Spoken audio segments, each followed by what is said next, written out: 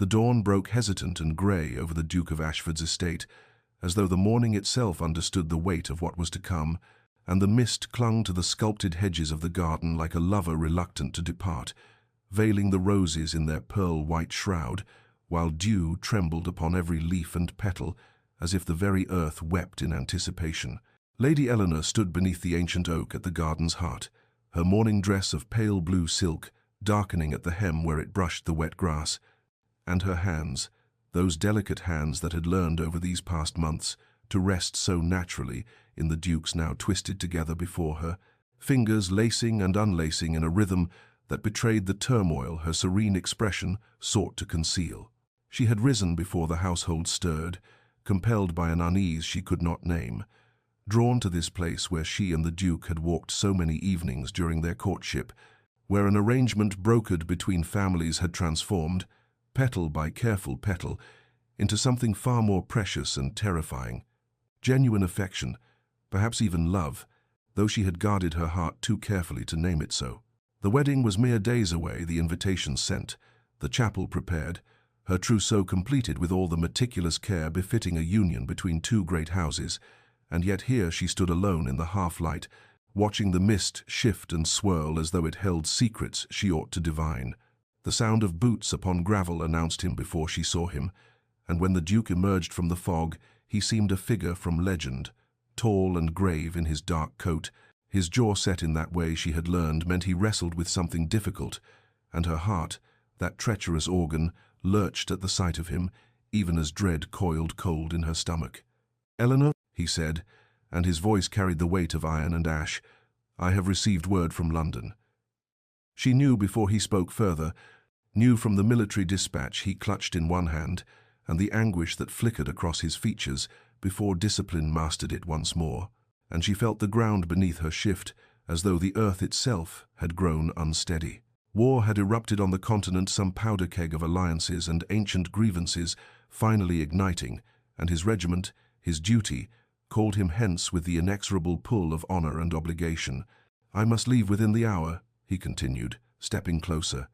and she could see now the conflict warring in his eyes, duty battling desire in a contest where she already knew which would triumph, for she had always understood this about him, that his sense of responsibility to crown and country ran deeper than his bones, was woven into the very fabric of his character, and it was partly why she had allowed herself to care for him at all. They stood facing one another in the garden that had witnessed the gradual unfurling of their connection, and Eleanor found her voice at last, though it emerged smaller than she intended. "And the wedding?" His jaw tightened, a muscle jumping beneath the skin, and he reached for her hands, enfolding them in his own with a gentleness that made her throat constrict. "I cannot say when I shall return," he said, each word seeming to cost him. "The campaign may be swift, or it may drag on for months, and I—" He paused, drew breath, and then spoke the words that would echo through all the hollow days to come. "Don't wait for me, Eleanor." The mist swirled between them, already claiming him, already making him ghostly and distant, and though she wanted to protest, to argue, to demand he explain what he meant by such a terrible request, she found herself nodding instead, her vision blurring with tears she refused to let fall, and then he was gone, striding back toward the house to gather his things and ride toward a war that would consume far more than anyone standing in that grey garden could possibly have imagined. But before our lover's fate is revealed, subscribe so you never miss a chapter of romance and scandal, and tell us in the comments, where are you watching from? Now, let's begin. The weeks that followed the Duke's departure unfurled with a peculiar quality of unreality, as though Eleanor moved through her days encased in glass, observing the dismantling of her anticipated future with a detachment that frightened her even as it numbed the sharper edges of her pain, and the wedding preparations that had consumed the household were methodically undone, like a tapestry unraveled thread. By careful thread, the flowers cancelled, the musicians dismissed, the chapel decorations packed away in tissue and stored in trunks that were carried to the attic, where they gathered dust, like abandoned dreams. She retreated to the countryside estate, unable to bear the pitying glances of London society or the whispered speculation about what had transpired, and in the solitude of rolling hills and ancient gardens, she attempted to cultivate some semblance of equilibrium though her mother's worried eyes followed her through every room, and her father's studied silence spoke volumes about concerns he would not voice. The letters began arriving in the third week, carried by military dispatch and bearing the Duke's seal, and Eleanor's hands trembled each time she broke the wax and unfolded the pages, searching desperately for some warmth, some indication that he regretted his parting words or longed for her as she found herself longing for him, despite every effort to excise such foolish sentiment from her heart. But the letters were formal, almost impersonal, filled with accounts of troop movements and strategic considerations, written in the clipped language of duty rather than affection, and they arrived sporadically one week, bringing two, the next bringing none, the irregular rhythm preventing her from establishing even the comfort of anticipated correspondence. She tried to maintain hope, tried to believe that his reserve stemmed from the necessities of war rather than genuine indifference, yet always his words echoed in the hollow spaces of her heart. "Don't wait for me." What had he meant? Had it been kindness, releasing her from obligation should he not return? Or had it been something colder, a recognition that their arranged betrothal had been merely that an arrangement and that genuine affection had existed only in her imagination, her heart reading into his courtesy what it wished to find? Autumn arrived with its burden of falling leaves, the gardens surrendering their green vitality to rust and gold, and Eleanor watched the transformation from her window seat with a melancholy that settled into her bones like the creeping chill in the air. And it was during one such vigil that her mother entered the sitting room with tea, and that careful, gentle expression Eleanor had come to dread. "My darling," her mother began, settling beside her with a rustle of silk, "I know your heart is tender still, but perhaps it is time to consider that the Duke gave you permission, indeed, instruction not to remain bound to an uncertain future." Eleanor's fingers tightened on the book she was not reading, her gaze remaining fixed on the window where rain had begun to streak the glass like tears. "He asked you not to wait," her mother continued softly, "and while I know you care for him, there are other prospects, other gentlemen of good character who would count themselves fortunate beyond measure to win your regard. And you are young yet, my dear, too young to consign yourself to indefinite solitude for a man who may not." She did not finish the sentence, but Eleanor heard the unspoken words nonetheless. A man who may not return, a man who may not wish her to wait, a man who had released her for reasons she could not fathom and might never understand. Winter descended upon the countryside with a silence more profound than the cessation of bird song or the stilling of wind through bare branches, for it was in December that the letters stopped arriving altogether, and Eleanor found herself checking the post with a desperation that shamed her even as she could not cease the habit, her heart leaping and then plummeting with each day that brought no word, no sign, no evidence that the Duke yet lived or remembered her existence. Rumours reached England like ravens bearing ill tidings, accounts of brutal campaigns in frozen mountain passes, of regiments decimated by enemy fire, and harsher still by winter's merciless cold, of field hospitals overwhelmed and supply lines severed. And though no official casualty lists bore the Duke's name, the absence of confirmation provided no comfort when silence itself became a harbinger of loss. Eleanor maintained her vigil through the darkest months, rising each morning to dress with care though no one called, sitting by windows that framed landscapes bleached of color, her needlework abandoned in her lap as her gaze drifted to horizons that would not yield what she sought,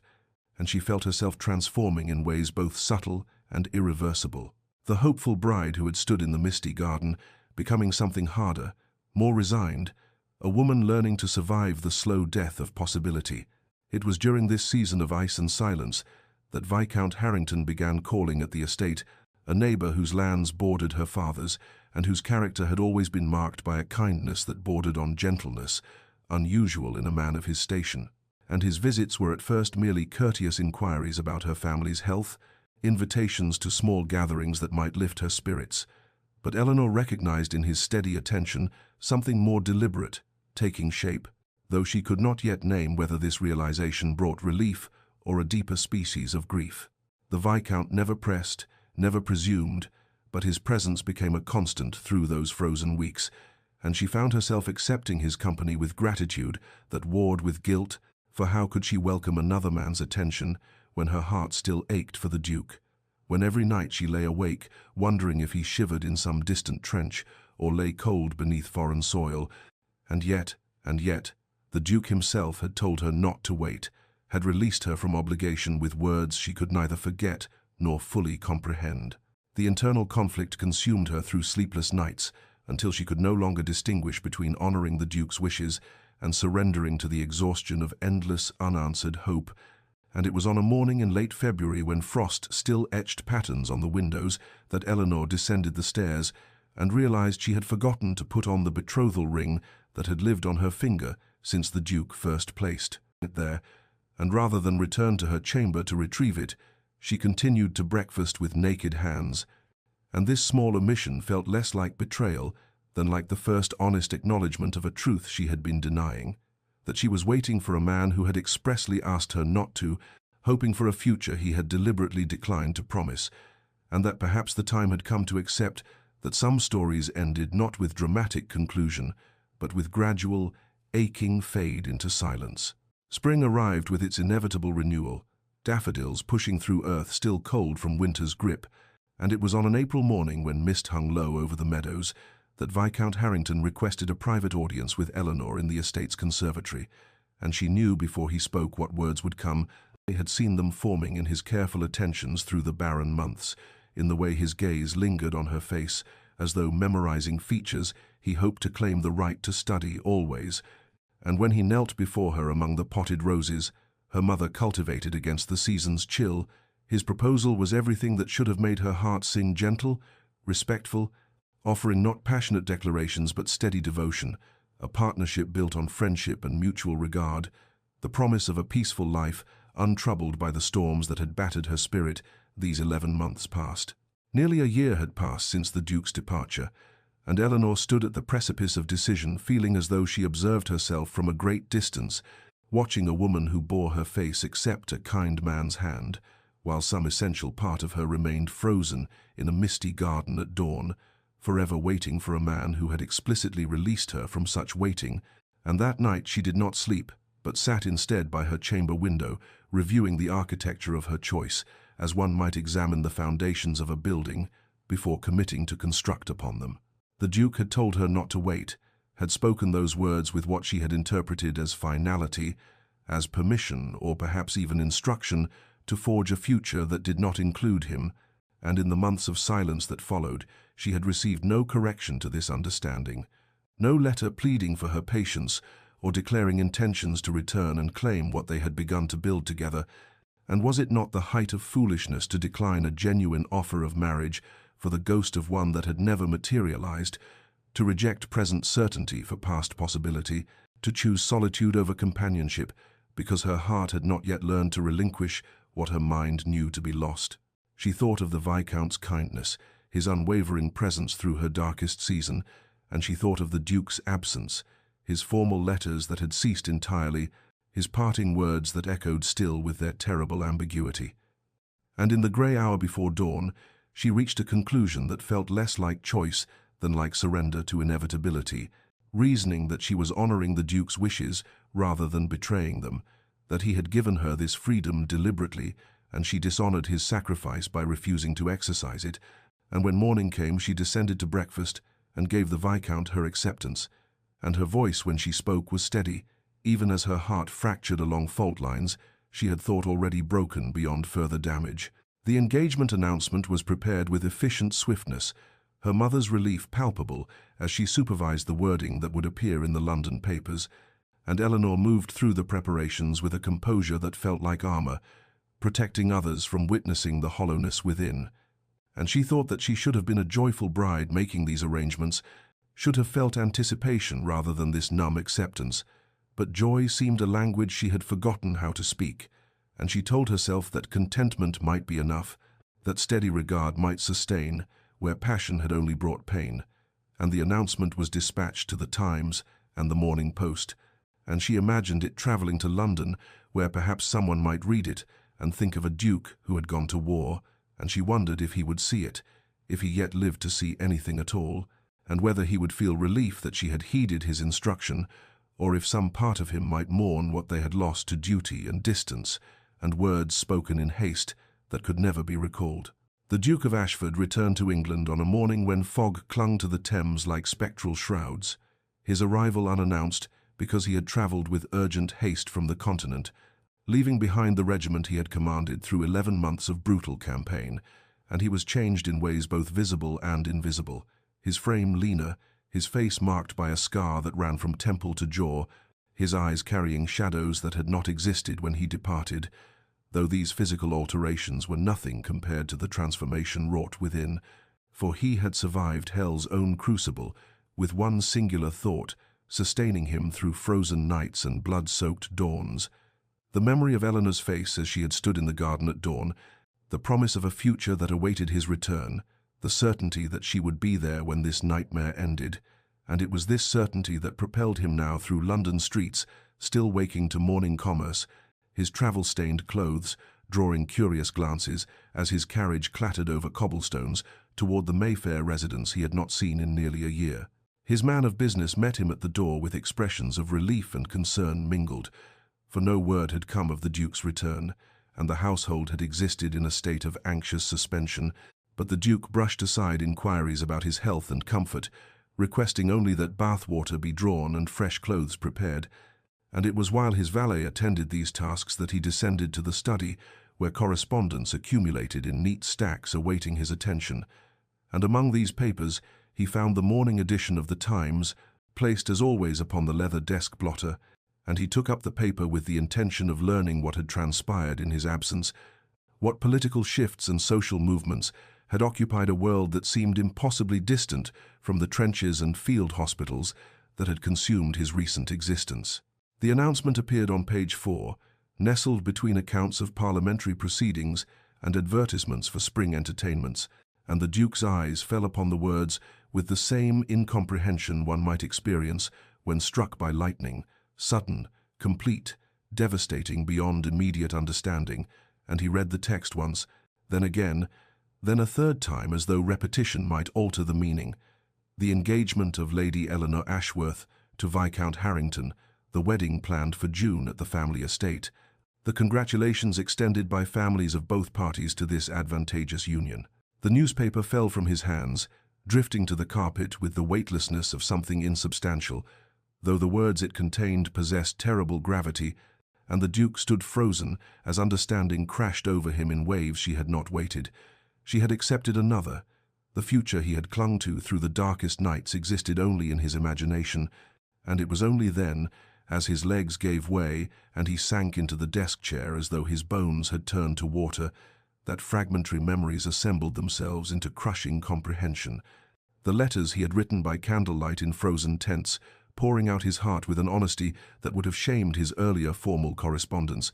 confessing his love and his longing and his desperate counting of days until he might return to claim what they had begun to build together. All these letters entrusted to a courier who had perished when their supply convoy was ambushed in a mountain pass, the missives scattered to foreign winds or burned or lost forever, never reaching their intended recipient, and Eleanor receiving instead only silence, void, absence. And she had interpreted this void as abandonment when he had meant it as nothing of the kind. The injury that had delayed his return by 6 weeks, the fever that had nearly claimed him in a field hospital where he had forbidden his attendants to send word home because he could not bear for Eleanor to receive news of his illness when he intended to recover and return to her whole. This injury suddenly transformed from mere inconvenience to catastrophic error in judgment. For those 6 weeks had apparently been precisely the window during which Eleanor had made her choice, had accepted another man's proposal, had decided that the future lay not with a duke who had vanished into war, but with a viscount who remained present, and the Duke sat in his silent study, with dawn light creeping through windows, overlooking gardens he had not seen in 11 months, and felt the world he had fought to return to crumbling like ash between his fingers, the announcement in the Times marking not his homecoming but his devastation, not reunion but irrevocable loss, and the crisis that had been building through months of separation and silence now crystallized into a single, terrible truth. He had survived the war, only to discover that the battle he needed to fight had already been lost while he bled on foreign soil, and his own words spoken in haste and misunderstood in anguish had destroyed the very future he had endured everything to reclaim. The Duke rode through the night without regard for exhaustion or propriety. His horse's hooves thunder against the roads that led from London to the Ashworth estate, and he arrived as dawn broke over fields still wet with dew, his appearance wild and desperate as he dismounted before the manor house, where servants emerging for morning duties startled at the sight of him, and he demanded to see Lady Eleanor with an authority that permitted no refusal, though the butler's expression registered profound discomfort as he announced that the lady was not yet receiving visitors at such an hour. But the Duke pushed past these protestations and into the entrance hall, just as Eleanor descended the staircase wrapped in a morning shawl, her hair still loose about her shoulders, and the sight of her struck him with physical force alive. Whole, more beautiful even than memory had preserved, and for a moment neither could speak, the air between them thick with tension, as though the very atmosphere had condensed into something solid and impenetrable. Eleanor's face drained of color as recognition crashed over her, one hand gripping the banister as though her legs might otherwise fail, and she whispered his name like a word from a forgotten language, disbelief and shock, and something that might have been joy warring across her features, before shuddering into careful blankness. And the Duke saw this transformation, saw her armor herself against him, and it kindled fury alongside his anguish, because how dare she look at him as though he were a stranger, when he had survived damnation itself to return to her. And his voice when he spoke was raw, stripped of the careful control that usually governed his speech. "Why?" he demanded, advancing toward the base of the stairs where she stood frozen, and the single word contained universes of accusation and devastation, and Eleanor flinched as though he had struck her, her composure cracking as she descended the remaining steps with careful dignity, gesturing toward the morning room, where they might speak privately away from the servants who had begun to gather in doorways, their curiosity barely concealed, and once the door closed behind them, she turned to face him, and her voice was quiet but steady as she asked what right he had to arrive unannounced and demand explanations when he had abandoned her to silence and absence. And the Duke felt his control, fracturing as he spoke of battles and blood and frozen nights where her memory sustained him, of letters written and lost and injuries unreported, and Eleanor listened with growing horror as understanding began to dawn. But she interrupted him with terrible gentleness to recite his own words back to him, the words he had spoken in the garden 11 months ago. "Don't wait for me." And the Duke staggered, as though she had driven a blade between his ribs, because yes, he had spoken those words, but she had misunderstood them so completely that it would have been laughable if it were not destroying them both. "I meant don't wait for letters during active campaign," he said hoarsely, closing the distance between them until mere feet separated them, near enough that he could see the tears gathering in her eyes, though she fought to contain them. "I meant the military post would be unreliable, that you should not expect regular correspondence, not that you should forget our betrothal, forget what we had begun to build, forget me entirely, and accept another man's proposal." And Eleanor swayed slightly as the full weight of their mutual misunderstanding settled upon her shoulders, her hand rising to her throat as though she could not breathe, and she whispered that his letters had been so formal, so distant, that they had stopped coming altogether, that she had interpreted his silence as confirmation of his words, as permission, or perhaps instruction, to release him from obligations spoken before he understood the reality of war. And the Duke shook his head violently, his voice breaking as he told her of the letters she had never received, the passionate declarations that had burned in foreign fires or scattered across mountain passes,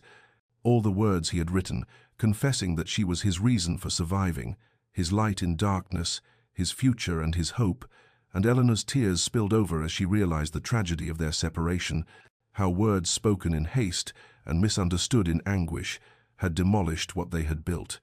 how silence had been interpreted as abandonment when it had been nothing but cruel circumstance. And the Duke reached for her hands, and Eleanor let him take them. And for a moment they stood in the morning light with the truth finally laid bare between them,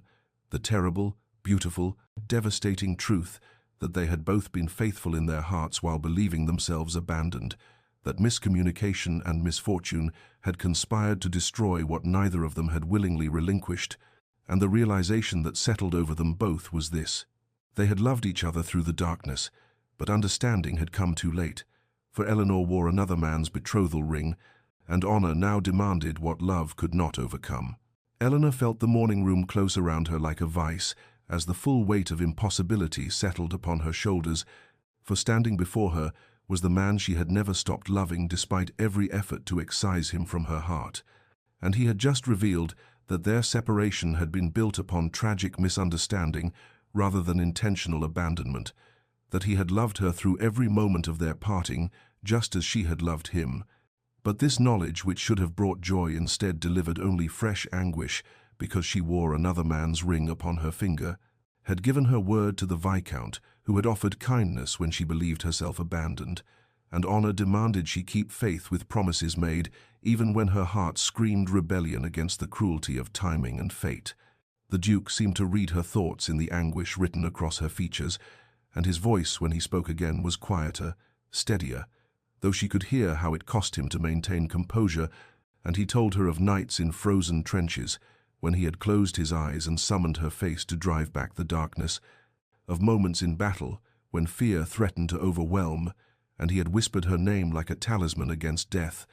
of the future he had constructed in his imagination during endless hours of marching and waiting and surviving, a future that contained her laughter in corridors of his estate, her presence across breakfast tables, her wisdom in partnership, her love as the foundation upon which he would rebuild himself from the broken thing war had made him. And Eleanor felt tears streaming down her cheeks unchecked as she listened to this confession that mirrored her own secret heart, for she too had clung to memories of him through the hollow months, had tried desperately to transfer her affections to the Viscount, and failed utterly, had accepted his proposal not from love but from resignation, from the belief that the Duke had released her to find happiness elsewhere, and now to discover that neither of them had willingly relinquished what they had begun to build together was a torture more exquisite than clean separation would have been. "I tried to stop loving you," she whispered, the admission torn from depths she had not acknowledged even to herself, and the Duke moved closer until only inches separated them, his hand still holding hers, as though he feared she might vanish if he released her, and his eyes searched her face with desperate intensity as she continued, "I tried every method I knew. I burned your letters. I forbade myself to speak your name. I accepted the Viscount's courtship, hoping that proximity and kindness might kindle what had existed between us. But every attempt only proved how thoroughly you had claimed parts of me I could not reclaim, and I wear his ring now, not from love but from duty, from the promise I made when I believed you had chosen war over what we might have built together." And the Duke's expression transformed from anguish to something fierce and possessive and utterly devastated as he raised one hand to cup her cheek, his thumb brushing away tears that continued to fall, and for a moment they stood suspended in that charged space where past and present collided, where love and honor warred for supremacy, where the tragic absurdity of their situation crystallized into sharp relief. They had both been faithful to love that should never have been tested, but circumstance and miscommunication had placed them on opposite sides of an unbridgeable chasm. For Eleanor's integrity would not permit her to break faith with the Viscount, who had offered marriage in good faith, and the Duke's own code of honor, much as it killed him, demanded he respect her commitment even as it destroyed him. And so they stood in the morning light with truth finally spoken, and love finally confessed, and future finally, irrevocably impossible, bound by the very qualities of character that had drawn them to each other in the first place. And the Duke's voice was barely above a whisper when he said he would not ask her to compromise her honor even for love, that he respected her integrity too deeply to request she become someone other than the woman he had survived hell to return to. But his eyes told a different story. They spoke of devastation and longing, and the knowledge that he would carry this loss like shrapnel lodged too close to his heart to ever be fully excised, a wound that would ache with every breath for the remainder of his days. The weeks crawled forward with the particular cruelty of time that refuses to relieve suffering, each day stretching into eternity while simultaneously racing toward a wedding. Eleanor could not bear to contemplate, and in his London townhouse the Duke of Ashford existed in a state that his valet described with concern to the housekeeper as a living death. For he remained closeted in his study from dawn until the small hours of the morning, declining meals that arrived on trays and were removed untouched, dismissing visitors with curt refusals, and spending his hours staring at documents he did not read, while his mind replayed every moment of that devastating conversation in the morning room. Every word Eleanor had spoken, every tear that had traced paths down her cheeks, every testament to love that had survived absence and miscommunication, only to be defeated by honor and timing. And he found himself unable to sleep, for when he closed his eyes he saw her face, heard her whispered confession that she had tried to stop loving him and failed, felt again the impossible tension of standing close enough to touch the woman who owned his soul, while knowing she belonged irrevocably to another, and in darker moments, usually arriving near dawn, he contemplated departing England entirely, accepting a diplomatic post in some distant corner of the empire where he might not encounter reminders of what he had lost, though even as he entertained these thoughts, he knew that geography could not erase Eleanor from his heart any more than war and blood and frozen trenches had managed to accomplish that feat, for she was written into his very bones, and so he remained trapped in London, slowly starving himself through grief. While 50 miles distant Eleanor moved through her own days like a woman submerged in deep water, her movements slow and deliberate, her responses to questions delayed as though sound had to travel great distances to reach her, and she attended fittings for a wedding gown with the same expression she might have worn, attending a funeral, standing motionless as seamstresses pinned white silk around her frame and clucked about how thin she had become,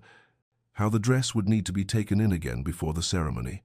And at night, Eleanor lay in her bed and permitted herself the tears she suppressed during daylight hours, weeping into her pillow with her hand pressed against her mouth to muffle the sounds of her breaking. And she grieved not merely for the Duke, but for the version of herself that had existed before understanding the true nature of their separation,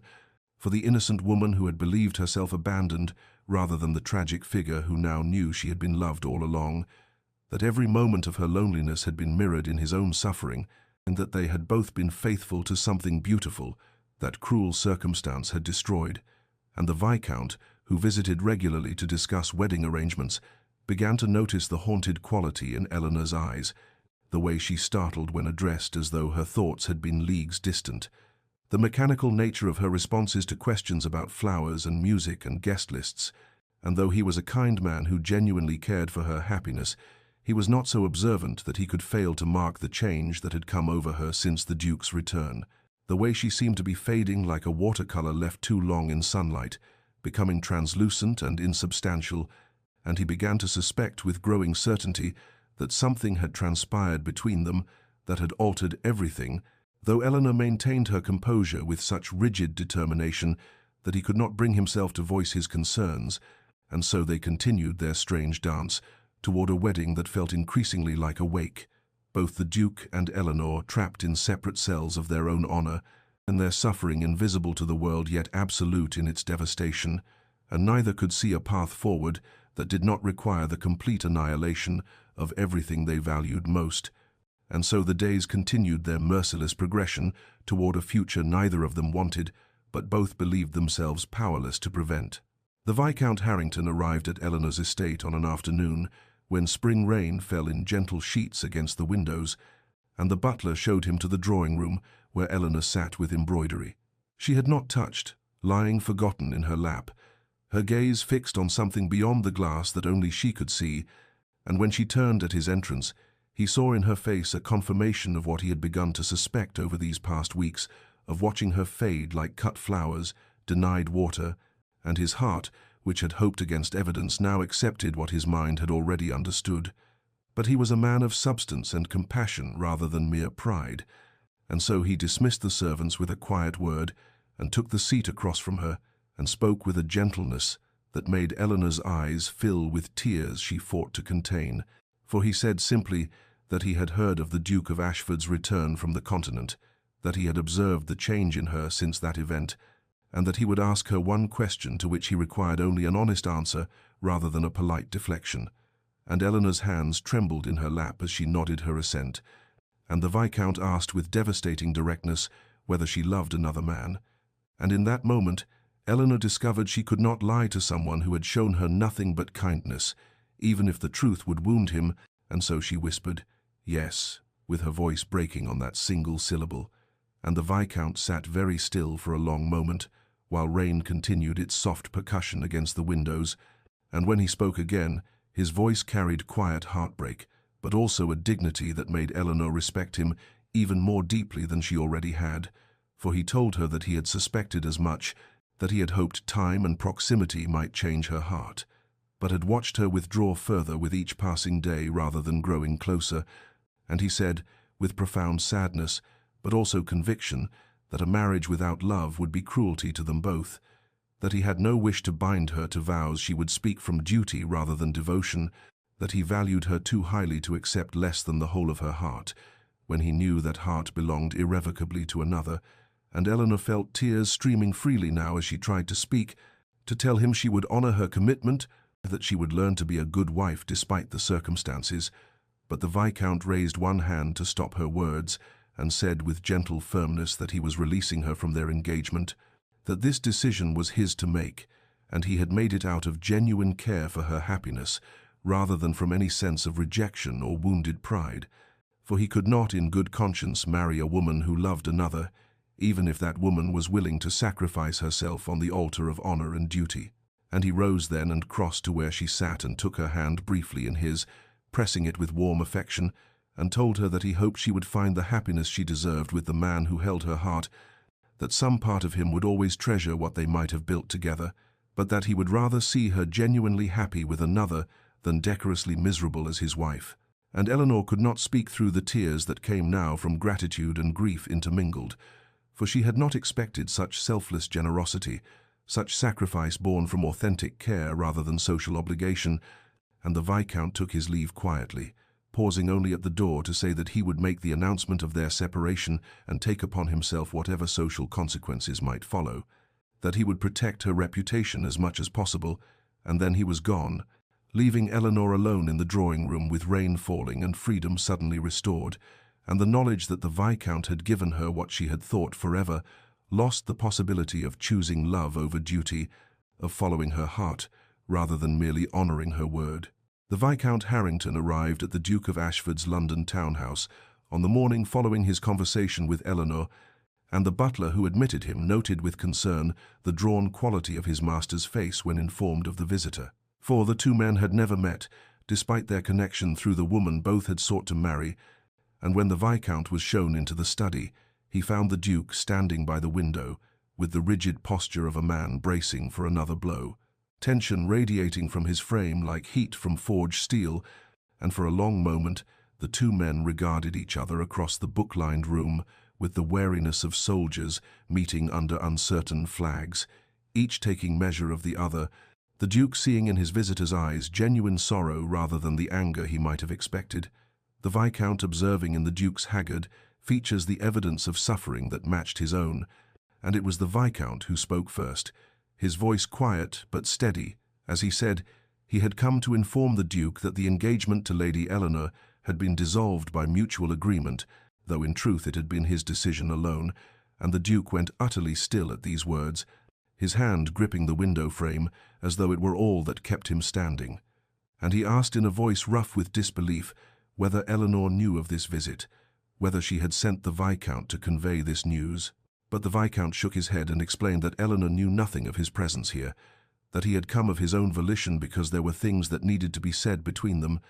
and he told the Duke with devastating honesty that he had loved Eleanor as well as he was able, that he had hoped to make her happy, but that he had watched her fade like a candle guttering in its own wax since the Duke's return, had seen in her eyes a sorrow so profound it could only stem from loving another, and when he had asked her directly, she had confirmed what he already knew, that her heart belonged irrevocably to the man who stood before him now, and the Duke felt something break and reform in his chest, and hope flooding in where only despair had dwelt. But the Viscount continued speaking, and his tone took on steel beneath its sorrow, as he said that he had one request to make, not as a condition but as a plea from one man to another, and that was simply this, that the Duke prove himself worthy of the sacrifice being made, that he treat Eleanor with the devotion and constancy she deserved, that he never again, through carelessness or pride or misguided nobility, cause her the suffering she had endured these past months, for the Viscount said he could bear his own heartbreak if it meant Eleanor would find genuine happiness, But he could not bear to think his sacrifice had been for nothing, that she might suffer anew at the hands of the man she loved. And the Duke crossed the room then and extended his hand, meeting the Viscount's eyes with solemn intensity, as he gave his word as a gentleman and a soldier that he would spend the remainder of his life honoring the gift he was being given, that he would cherish Eleanor with every breath he drew, that he understood the magnitude of what the Viscount had done and would prove worthy of it or die in the attempt. And the two men shook hands with the gravity of a sacred vow being sealed, and when the Viscount turned to leave, he paused at the door and withdrew from his pocket a small velvet box, and he told the Duke that Eleanor had returned this to him that morning, the betrothal ring he had given her, and that perhaps the Duke would see it returned to her under better circumstances than those which had seen it first bestowed. And he set the box on the desk and departed without another word, leaving the Duke alone with the small symbol of what might have been and what might yet be. And the Duke stood holding that velvet box and felt tears slip down his cheeks for the first time since childhood, gratitude and grief and hope all mingling in his chest, and he understood that he had been given a second chance purchased at the price of another man's happiness, a gift so precious it could only be honored through absolute devotion to the woman they both had loved. The Duke of Ashford arrived at Eleanor's estate as twilight descended over the countryside, painting the sky in shades of amber and violet that reminded him painfully of her eyes, and he found her in the drawing-room where a servant had announced him with visible surprise, for she had not expected any visitors, and certainly not him. And when she rose from her chair, he saw in her face a complex mixture of emotions, shock and wariness, and something that might have been hope struggling beneath layers of self-protection, and he requested with formal courtesy that seemed absurd given all that lay between them, whether she might consent to walk with him in the garden, the same garden where they had parted more than a year ago, and Eleanor hesitated for only a moment before nodding her assent and retrieving her shawl. And they walked in silence at first, down the gravel paths between rose bushes just beginning to leaf out with spring's promise, the air cool and carrying the scent of earth awakening. And finally the Duke stopped beside the stone bench where he had last held her hand and told her not to wait for him. Those words that had destroyed everything, and he turned to face her with his heart visible in his eyes and said that he had come to tell her something, that the Viscount had visited him that morning, and Eleanor felt her breath catch as the Duke continued speaking, his voice low and careful as though he feared the words themselves might shatter, and he told her that her engagement had been dissolved, that the Viscount had released her from all obligation, and he watched her face as comprehension dawned, followed by confusion, and then a fear that perhaps she had been abandoned twice now by men who claimed to care for her, and the Duke hastened to explain that the Viscount had acted from nobility rather than rejection, that he had understood Eleanor's heart belonged elsewhere and had chosen her happiness over his own desires, and the Duke reached into his pocket and withdrew a small velvet box and opened it to reveal not his grandmother's ring that he had once given her, but rather the simpler band that the Viscount had bestowed. And he told Eleanor that the Viscount had entrusted him with its return, had asked him to see it placed in her hands under better circumstances, and Eleanor stared at the ring with tears gathering in her eyes as she understood the magnitude of what had been sacrificed on her behalf. And the Duke said quietly that he had come not to presume anything, not to claim her as though she were property to be transferred from one man to another, but rather to tell her that she was free, that no obligation bound her to anyone, that she could choose her own path forward, whether that path included him or not. And Eleanor looked up from the ring to meet his gaze, and saw in his face the evidence of suffering that matched her own, the shadows beneath his eyes, and the new lines carved by anguish and hope deferred. And she asked in a voice barely above a whisper what he wanted, what he hoped her choice might be, and the Duke told her with devastating honesty that he wanted the chance to begin again, to court her properly this time without the shadow of war or duty or misunderstanding between them, and to prove through patience and devotion that his love was constant, even if his words had once been careless, that he would spend whatever time she granted him, demonstrating that she could trust him with her heart. And Eleanor felt something that had been frozen, solid within her chest, begin to crack and shift, not breaking but rather thawing like ice yielding to spring sun, and she said that she was afraid, that she had built walls to protect herself from further pain, and did not know if she possessed the courage to lower them again. And the Duke nodded with understanding rather than frustration, and told her that he did not ask for her to trust him immediately, only that she allow him the opportunity to earn that trust day by day through constancy and care. And as they stood together in the gathering dusk, with possibility blooming between them fragile and precious as the first flowers after winter, Eleanor felt hope return not as a sudden flood, but as a gentle, persistent spring seeping through stone. And she took the velvet box from his hands and closed her fingers around it and told him yes, she would grant him that chance. And the relief and joy that transformed the Duke's features was like watching the sun break through storm clouds, brilliant and warm and full of promise. The Duke began calling at Eleanor's estate 3 days after their conversation in the garden, arriving in the afternoon with her mother present as propriety demanded, and they sat in the drawing-room making careful conversation about inconsequential matters, while Eleanor's mother observed with shrewd eyes that missed nothing. The constraint of supervision, both frustrating and somehow reassuring in its recognition that they were beginning again from the beginning, not resuming where they had left off, but rather building something new upon the ruins of what had been. And the Duke brought flowers on his second visit, not roses, which might have seemed presumptuous given their romantic associations, but rather a bouquet of lavender and wildflowers that reminded Eleanor of the meadows near her childhood home, and with them came a note in his own hand, expressing simply his gratitude for her willingness to see him, the formality of it touching in its carefulness. And as days passed into weeks, the pattern established itself with the reliability of tides, his visits regular but never presuming, always respectful of her comfort and the boundaries she had erected around her wounded heart. And he spoke to her not of grand declarations or passionate avowals, but rather of small things, and of books he had read and thoughts he had entertained, of his plans for improving his estate, and his hope to establish a school for the children of his tenants. And he asked her opinion on these matters with genuine interest in her perspective, treating her thoughts as valuable rather than decorative, and Eleanor found herself responding despite her determination to remain guarded, for his attention was not the distracted courtesy of a man going through requisite motions, but rather the focused engagement of someone who truly wished to know her mind and heart. And one afternoon he brought her a volume of poetry, not romantic verses but rather contemplative works by metaphysical poets. And he told her quietly that these had sustained him during his darkest hours on the continent, that when fear and despair threatened to overwhelm him, he had turned to Herbert and Donne, and found in their wrestling with faith and doubt a companionship in suffering. And this glimpse into his interior life moved Eleanor more than protestations of devotion might have done, for it showed her the man beneath the title, vulnerable and seeking meaning in the face of mortality.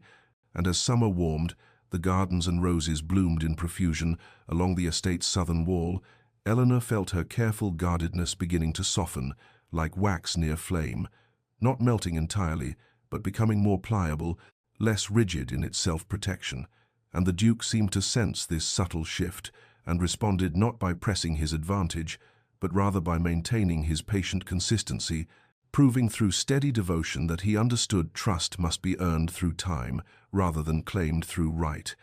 And Eleanor caught herself looking forward to his visits, with an eagerness she had thought herself incapable of feeling again, and she began to share more of herself in turn, speaking of the loneliness she had endured during his absence, and the hollow months of her engagement to the Viscount. And the Duke listened with an attention so complete it felt like a form of tenderness, and he told her with quiet sorrow that he would carry the guilt of having caused her such pain for the remainder of his life, that his careless words had wounded her in ways 1,000 careful ones might never fully heal, but that he hoped through patience and constancy to prove himself worthy of a second chance. And in these conversations, conducted under her mother's watchful supervision, something precious began to grow between them, not the passionate intensity of their first courtship, but rather something deeper and more durable, a foundation built on honest communication and mutual respect, and Eleanor felt hope taking root in soil she had thought rendered barren by grief. The afternoon had been warm and pleasant when the Duke arrived for his customary visit, but by the time Eleanor's mother excused herself to attend to correspondence, the sky had darkened ominously, and within minutes rain began to fall in sheets that transformed the windows into rivers of distortion, and the Duke suggested they remove to the conservatory where the sound of rain on glass created a peculiar intimacy, a cocoon of water and greenery that seemed to exist outside the normal boundaries of the drawing-room's formality. and they walked together down the corridor without speaking, the drumming of the storm above them filling the silence, and once inside the conservatory with its humid air and the scent of jasmine and orchids, they stood for a moment, simply listening to the violence of weather against the protection of walls and roof, and Eleanor felt something shift in the atmosphere between them, a lowering of guards that had remained stubbornly raised despite weeks of careful courtship, and the Duke turned to her and said, with a vulnerability she had not yet heard from him, that he had not slept properly since his return from the continent, that when he closed his eyes he saw not her face as he wished, but rather the faces of men who had died under his command, and Eleanor felt her breath catch at this confession, for he had spoken of the war only in abstract terms before this moment, and she told him quietly that she understood something of sleepless nights, that during the months of his absence she had lain awake, constructing elaborate narratives of his death in 100 different forms, and the Duke looked at her with such anguish that she reached for his hand without thinking, her fingers closing around his, and he gripped her hand as though it were the only solid thing in a world gone liquid and uncertain, and he told her that the worst moments had not been the battles themselves, but rather the quiet hours afterward when he had to write letters to widows and mothers, that he had thought of her during those times, and wondered whether someone might someday write such a letter about him, and Eleanor felt tears gathering as she admitted that she had imagined receiving such a letter countless times, that the not knowing had been a form of torture more acute than confirmed grief might have been, and the Duke pulled her gently toward one of the iron benches, and they sat together, still holding hands, while rain continued its relentless percussion overhead,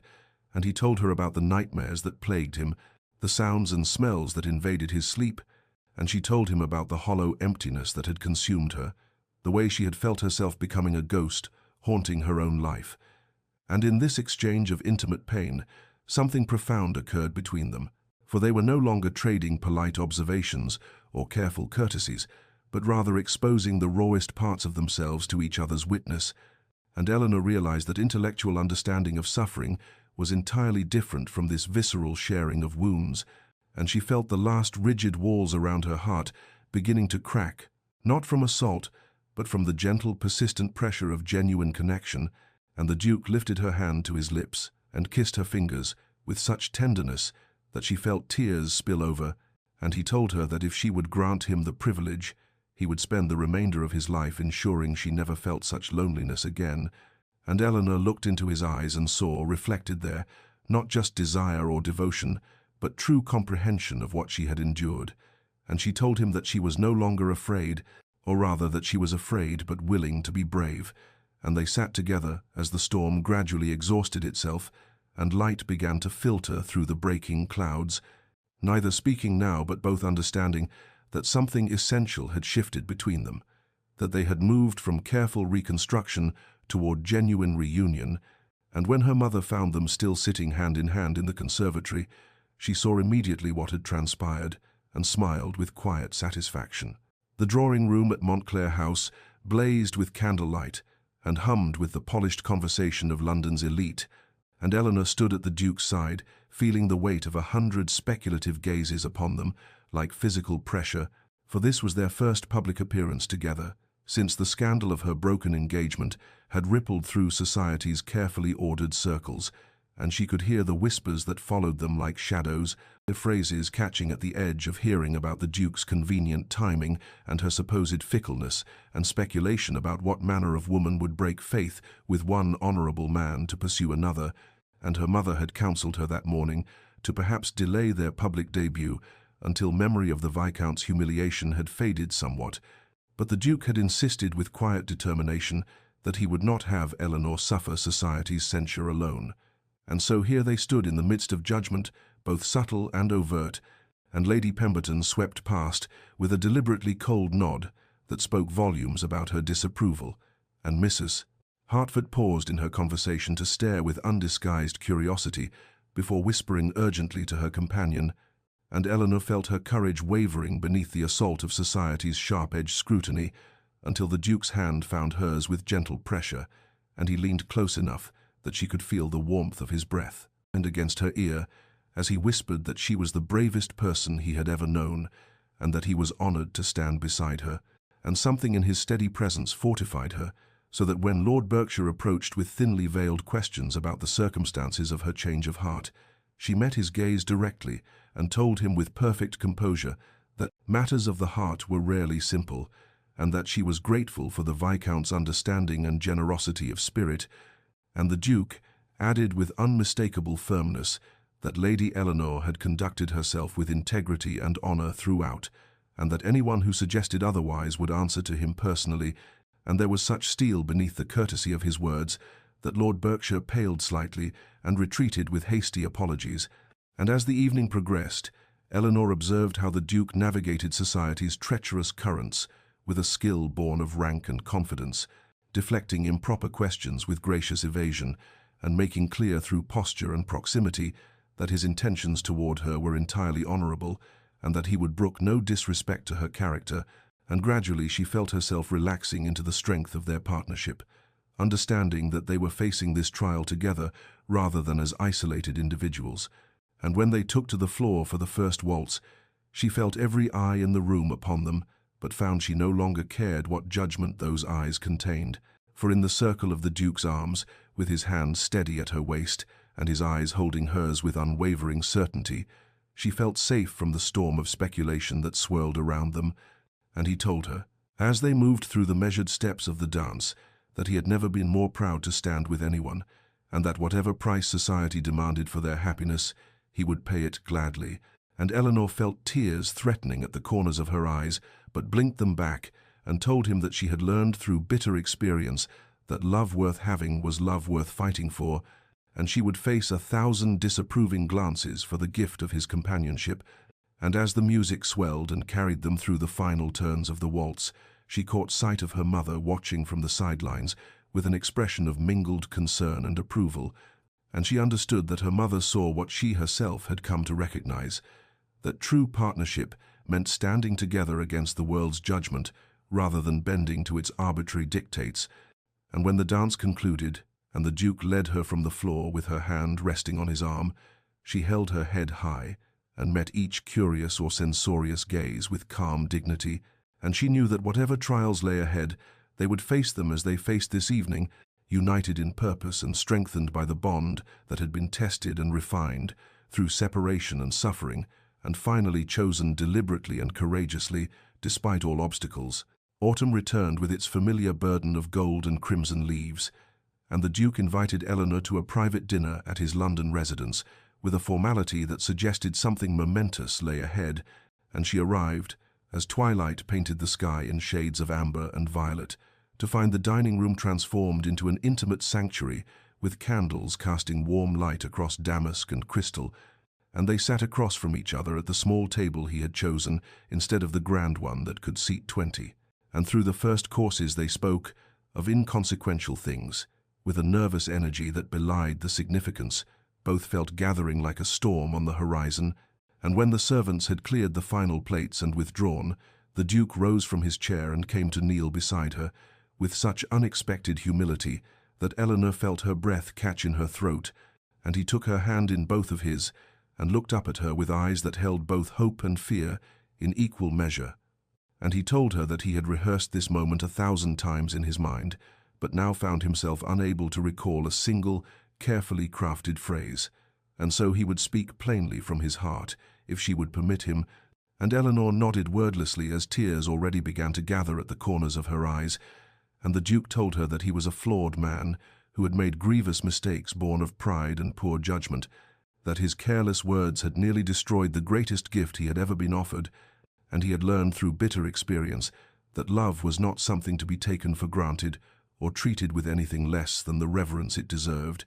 and he asked not whether she would accept him as he had once presumed she would, but rather whether she would take a chance on a man who had been broken and remade by war and loss, and who understood now that her happiness must be his first concern in all things,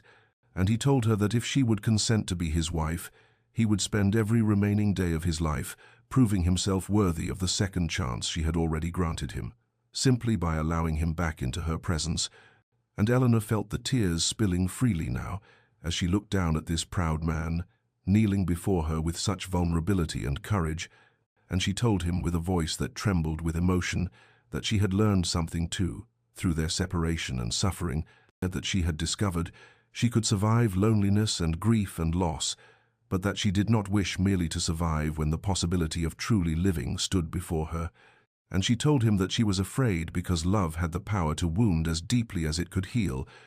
but that she had also learned that a life lived in fear of pain was no life at all, and she would rather risk her heart again with him than guard it safely behind walls that would keep out joy as surely as sorrow. And she said yes, with such certainty that the words seemed to resonate in the candle-lit room, like a bell proclaiming hope's triumph over despair. And the Duke rose and drew her to her feet, and looked at her with such intensity that she felt she might dissolve beneath the heat of his gaze, and he cupped her face in his hands with infinite gentleness and asked if he might kiss her, and she answered by closing the distance between them and pressing her lips to his in a kiss that began tentative and careful, as though they were both afraid of shattering something precious, but which deepened and intensified as all the longing and desire and love that had been denied and deferred through months of careful courtship finally found expression. And Eleanor felt herself melting into his embrace as his arms encircled her and drew her close, and in that kiss she tasted salt from tears. She did not know whether were his or hers or both, and she felt the racing of his heart against her own, and understood that this moment was the true beginning of their story, that everything that had come before had been preparation for this choosing of each other, not from duty or arrangement, but from hard-won wisdom and deliberate courage and faith in the possibility of happiness earned through suffering. The chapel at Ashford Estate stood modest and ancient, with its Norman arches and weathered stone, warmed by winter sunlight, streaming through windows of coloured glass, and Eleanor stood in the small vestibule with her father's arm beneath her hand, listening to the murmur of voices from the handful of guests assembled within. And this was not the grand ceremony they had once planned, with hundreds of London's elite filling a cathedral's vast spaces, but rather something intimate and precious made more meaningful by its simplicity, and her gown was white silk, without excessive ornamentation, elegant in its restraint, and she wore in her hair the single strand of pearls that had belonged to her grandmother, and her father looked at her with eyes bright with unshed tears and told her that he had never seen her more beautiful or more certain, and she smiled at him through her own gathering emotion and told him that she was ready, that she had never been more ready for anything in her life. And the chapel doors opened, and she saw the Duke standing at the altar, in his formal attire with his shoulders squared and his hands clasped before him. And when his eyes found hers across the small space, she saw them widen and soften with such wonder that her heart felt it might burst from her chest, and she walked toward him down the short aisle, past the faces of those few people whose presence mattered most, her mother dabbing at tears with a lace handkerchief, the Duke's sister smiling with radiant approval, and there in the third pew the Viscount sat with quiet dignity, and when Eleanor's gaze met his he nodded with genuine blessing, and she felt gratitude wash through her for his generosity of spirit. And then she reached the altar, and her father placed her hand in the Duke's, and she felt the slight tremor in his fingers that told her he was as moved as she. And the vicar began the ancient words of the ceremony, with his voice resonant in the stone space. And outside, rain had begun to fall in gentle patters against the leaded windows, and when the moment came for the Duke to speak his vows, his voice broke on the words about honouring and cherishing her for all the days of his life, and he had to pause and collect himself before he could continue, and Eleanor felt tears sliding down her own cheeks as she listened to this proud man lay bare his heart before God, and these witnesses, and when her turn came, she spoke her promises with such clarity and conviction that her voice seemed to fill the chapel, and she told him that she took him as her husband freely and joyfully, choosing him as he had chosen her. And the vicar pronounced them married, and the Duke's hands cupped her face with infinite tenderness as he kissed her with a reverence that made the simple act feel sacred, and as they turned to walk back down the aisle together, Eleanor noticed that the rain had ceased, and sunlight was breaking through the clouds to pour through the coloured glass, in shafts of ruby and sapphire and gold, and she took it as a benediction from heaven itself, and when they emerged from the chapel into air washed clean by rain, she looked up at her husband and saw her own joy reflected in his eyes, and she understood that this beginning was sweeter for all the sorrow that had preceded it, that the happiness they had found was precious, precisely because it had been fought for and nearly lost, and finally reclaimed through courage and faith, and the willingness to risk their hearts one final time. The first months of their marriage unfolded like the careful opening of a flower long denied the sun, and they moved through the rooms of Ashford Estate, learning each other anew in the intimate spaces of shared domesticity, and Eleanor discovered that her husband had habits both endearing and perplexing, such as his tendency to wake before dawn and walk the grounds, regardless of weather. And the Duke learned that his wife possessed a sharp wit that emerged most brilliantly over breakfast when she was fully awake, and that she had strong opinions about estate management, which proved invariably sound when he swallowed his pride enough to implement them. And there were moments of awkwardness as they navigated the physical intimacy of marriage, both carrying wounds that made vulnerability difficult. But Eleanor found in her husband a gentleness that belied his military bearing, and a patience that allowed her to come to him in her own time, and the Duke discovered in his wife a passion that had been carefully hidden beneath layers of propriety and pain, and their love-making became a language through which they spoke truths too deep for words.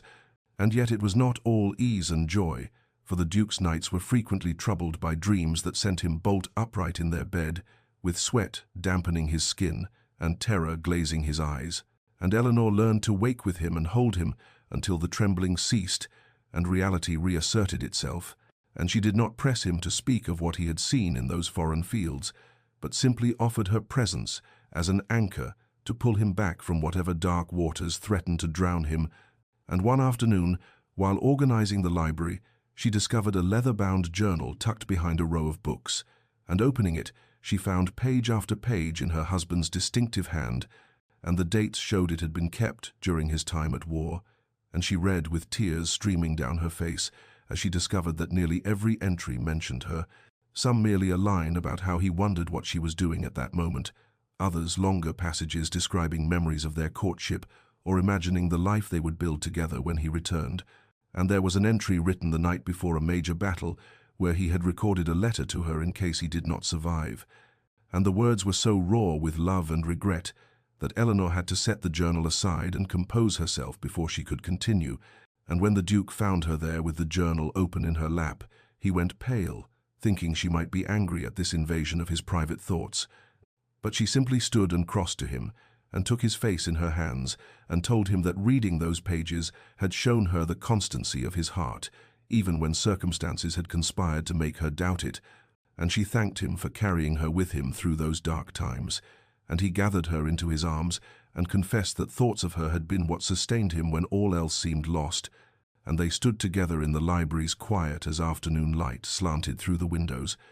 And Eleanor understood that they were building something stronger than the romance of their initial courtship, that this marriage was founded not on the giddy passion of youth, but on the deeper knowing that came from having faced the worst and chosen each other anyway. The summons arrived on a morning in late spring when the gardens were heavy with the scent of roses, and Eleanor had been arranging flowers in the drawing room with hands that had learned to move with contentment rather than merely occupation, and the Duke had taken the letter from his study into the morning room where she sat, and his expression told her that something significant had occurred before he spoke a word, and he explained that the Foreign Office required his presence on the continent for a diplomatic mission related to the ongoing peace negotiations, that his experience and connections from the war made him uniquely suited to facilitate certain delicate discussions, and Eleanor felt her chest constrict with a fear so immediate and visceral that it transported her instantly back to that morning years ago when he had departed for war, and she set down the vase she had been holding with fingers that trembled despite her efforts at composure, and the Duke saw the color drain from her face and crossed to her immediately, kneeling beside her chair and taking her hands in his, and he told her that he understood her fear, that he felt it himself, that the thought of leaving her even briefly caused him physical pain, but then his expression shifted into something she had not anticipated, and he asked her if she would consider accompanying him, and Eleanor looked at him with surprise evident in her widened eyes, and he continued speaking with words that came rapidly as though he had rehearsed this argument, telling her that he had sworn never to leave her behind again, that whatever duties took him from England could and would include her if she were willing,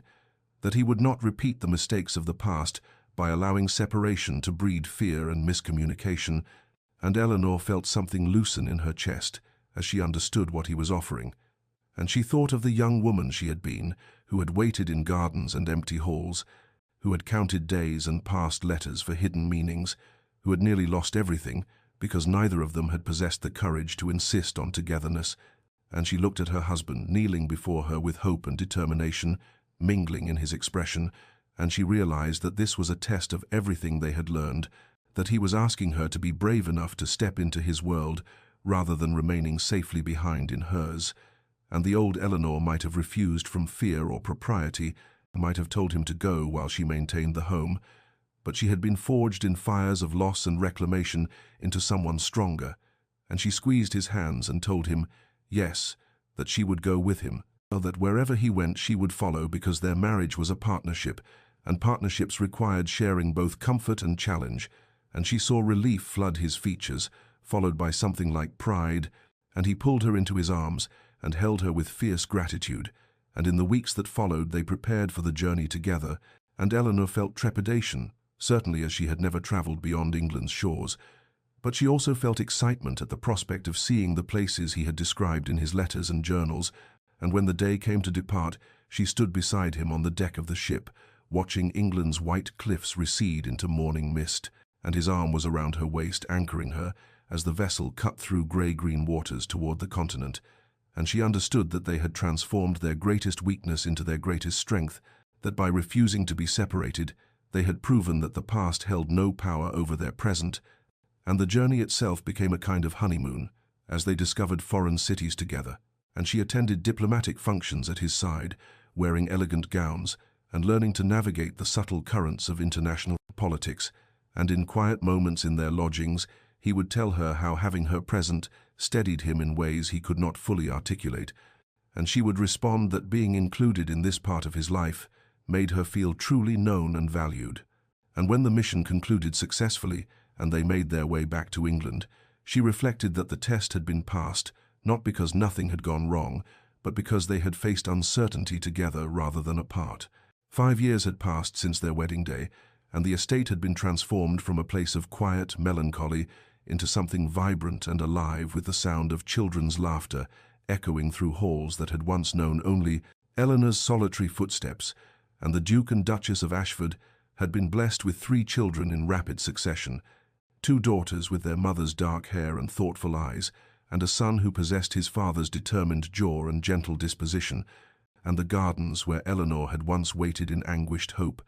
now served as a wonderland for small adventurers who built fairy houses beneath the rose bushes and chased butterflies across the manicured lawns, and the Duke had proven himself as devoted a father as he was a husband, often abandoning his study in the afternoons to join in games of hide-and-seek, or to tell elaborate stories that made his children shriek with delighted terror,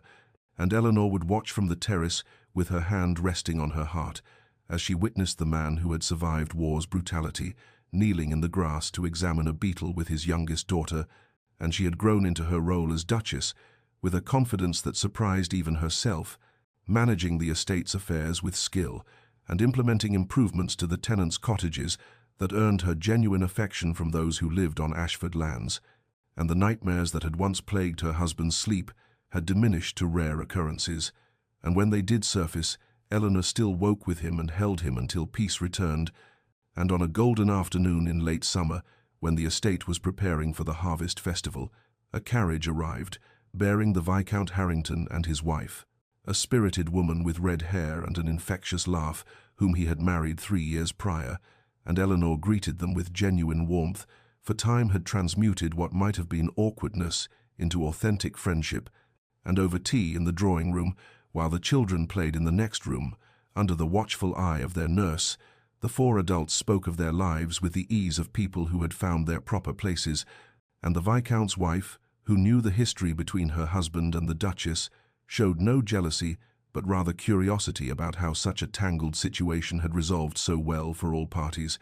and Eleanor caught the Viscount's eye across the table, and saw in his expression nothing but contentment, and the satisfaction of a man who had made a difficult choice, and found it had led him to exactly where he needed to be. And later, when the visit concluded, and the Duke walked with Eleanor through the gardens as evening descended, they found themselves standing in the very spot where he had told her not to wait for him all those years ago, and she remarked on how strange it was that those words which had caused such anguish had ultimately led them on a path that strengthened rather than weakened what they shared. And he gathered her into his arms and told her that he believed some things needed to be broken before they could be properly mended,